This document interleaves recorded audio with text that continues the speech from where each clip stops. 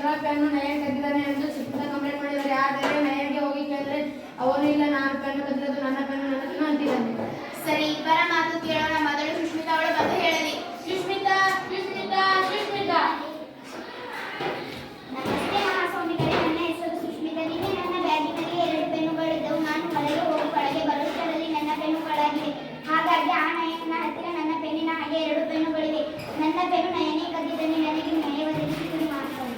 ನಯನ, ಇದಕ್ಕೆ ನೀ ಏನು ಹೇಳ್ತೀಯಾ? ನಯನ್ ನಯನ್ ನಯನ್ ನಮಸ್ತೆ ಮಹಾಸ್ವಾಮಿ, ನನ್ನ ಹೆಸರು ನಯನ್. ನಾನು ಇವತ್ತು ಶಾಲೆಗೆ ಬರುವ ನಮ್ಮ ಅಪ್ಪ 2 ಪೆನ್ ಇಸ್ಕೊಟ್ಟಿದ್ರು. ಅದೇ ನಾನು ತಂದಿದ್ದೆ. ಆದರೆ ಸುಷ್ಮಿತಾ ಪೆನ್ನು ನಾನು ಕದ್ದಿಲ್ಲ. ಮಹಾಸ್ವಾಮಿಗಳೇ, ಸುಷ್ಮಿತಾ ಬ್ಯಾಗಿನ ಹತ್ತಿರ ನಯನ್ ನಿಂತಿದ್ದ, ಹಾಗಾಗಿ ನಯನೇ ಸುಷ್ಮಿತಾ ಪೆನ್ನು ಕದ್ದಿದ್ದಾನೆ. ಅಬ್ಜೆಕ್ಷನ್ ಮಹಾಸ್ವಾಮಿಗಳೇ, ನನ್ನ ಗಚ್ಚಿದಾರನೇ ಪೆನ್ನು ತೆಗೆದುಕೊಂಡಿದ್ದಾನೆ ಅಂತ ಸಾಕ್ಷಿ ಏನಿದೆ? ಇಬ್ಬರು ಸಾಕ್ಷಿಗಳಿದ್ದಾರೆ. ಕರೆಸಿ ಮಹಾಸ್ವಾಮಿಗಳೇ, ನೋಡೋಣ. ಹಾಗಾದರೆ ಸಾಕ್ಷಿಯನ್ನು ಕರೆಯಿಸಿ. ಲಾವಣ್ಯ ಲಾವಣ್ಯ ಲಾವಣ್ಯ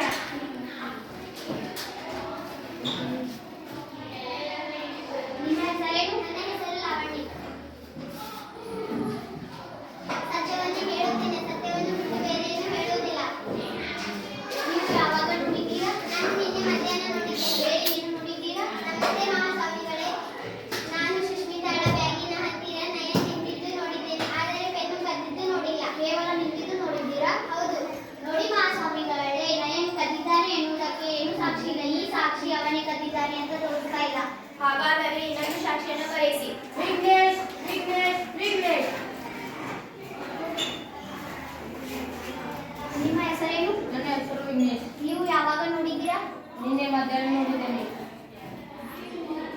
ಸುಷ್ಮಿತಾ ಬ್ಯಾಗಿನ ಹತ್ತಿರ ನಯನ್ ನಿಂತಿದ್ದು ನೋಡಿದ್ದೇನೆ. ಕಳೆದು ಮಾಡಿದ್ದು ನೋಡಿ. ನೋಡಿ ಮಹಾಸ್ವಾಮಿಗಳೇ, ಈ ಸಾಕ್ಷಿಯು ಕೂಡ ನಯನ್ ಕದ್ದಿದ್ದಾನೆ ಅಂತ ತೋರಿಸ್ತಾ ಇಲ್ಲ. ಪೊಲೀಸ್ ಅವರೇ, ಸುಷ್ಮಿತಾಳ ಪೆನ್ನಿನ ಮೇಲೆ ಏನಾದರೂ ಗುರುತಿದ್ದು ನೋಡಿದ್ದೀರಾ?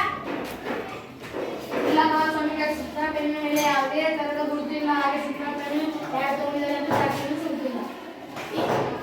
ಎಲ್ಲರ ಮಾತು ಮತ್ತು ಸಾಕ್ಷಿಗಳನ್ನು ಪರಿಶೀಲಿಸಿದ ನಂತರ ನಯನು ಪೆನ್ನು ಕದ್ದಿದ್ದಾನೆ ಎಂದು ಸ್ಪಷ್ಟ ಸಾಕ್ಷಿ ಕಂಡು ಬಂದಿಲ್ಲ. ಆದ್ದರಿಂದ ನಯನ ತಪ್ಪಿತಸ್ಥನಲ್ಲ ಎಂದು ಘೋಷಿಸುತ್ತೇನೆ.